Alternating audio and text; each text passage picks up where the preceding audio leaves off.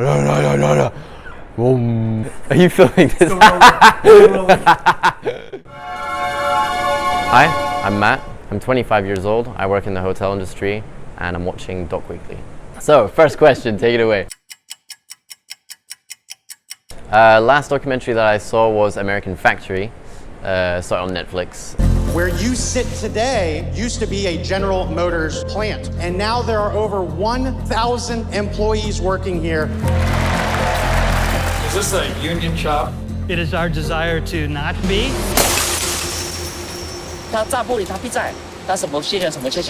Every documentary and every film that starts with the term American, it automatically sparks a little bit of like, ooh, this could be good. Anyway, so I started watching American Factory and I really enjoyed it, though I think I had high expectations due to the fact that it was called American Factory. But overall, good movie that talks about cultural differences, and you really see how the Chinese are going to end up taking over the world because they're far more efficient and a lot less whiny than Western workers, and they'll do all that work for far less pay. It's quite an eye-opening movie.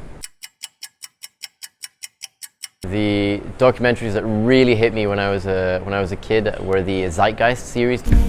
From political institutions, legal institutions, religious institutions, to institutions of social class, familial values, and occupational specialization, it is obvious the profound influence these traditionalized structures have in shaping our understandings and perspectives.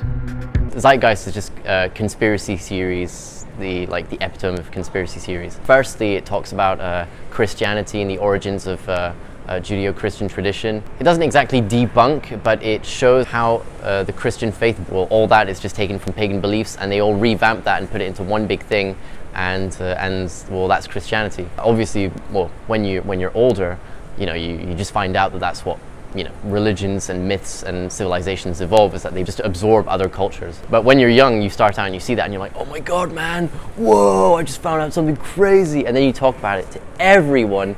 Just visually, it's a really good film, and the music, really, really good.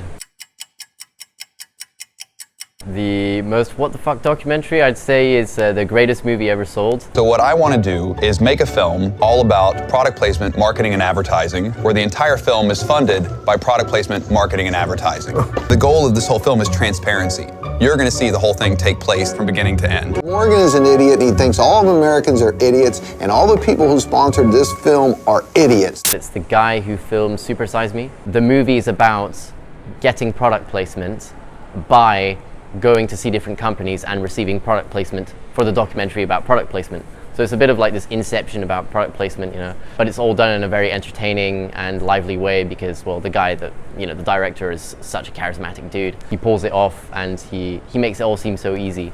And he shows you like the creative process, how he presents to board members, and how there are some ideas that are rejected because they might not fit with the message that the company is trying to send. It's overall entertaining and really informative. Greatest movie ever sold. The most sinister documentary, and also my favorite documentary I've ever seen, is The Act of Killing. Kalau dulu kita main pukul, pertama itu datang kita main pukul, itu kan darah banyak. Jadi cara untuk jangan keluar darah itu, inilah pakai sistem ini. Mereng lah sana. Ini. Nah, ini peragaannya yang mesti diperagakan.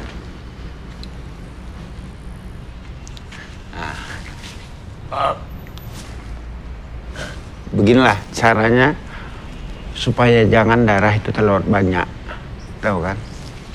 It's about the Indonesian regime change in, I think it's the 70s or 60s, and how these men slaughtered a bunch of communists to create a free market economy. And in doing so, they're revered as war heroes and heroes of the nation, and they're looked up to, and they make television appearances. And they're all too happy when the director comes and films them and asks questions to talk about their lives, and the director manages eventually to convince them to reenact some of their killings. The more the movie drags on, the more you see that each man that is reenacting actually is living with this deeply entrenched guilt, but that he cannot express because he's in a culture of deception where everyone else is on the same boat. And everyone has to maintain this image that society is giving them because otherwise, well, they would just crumble. and they would face their own atrocities. Nah, really, that movie blew me away. The documentary that inspired me the most is American Movie.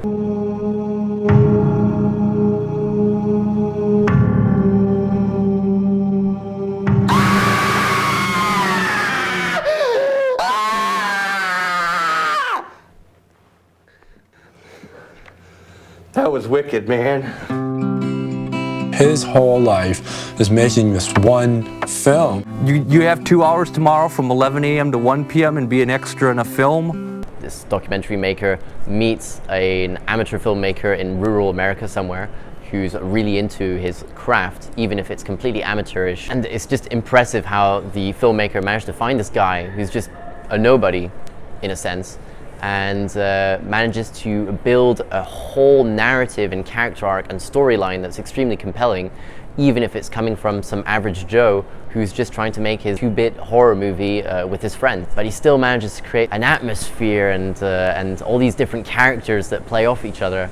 Especially the best friend, who's like this, washed up hippie guy who's like, oh yeah.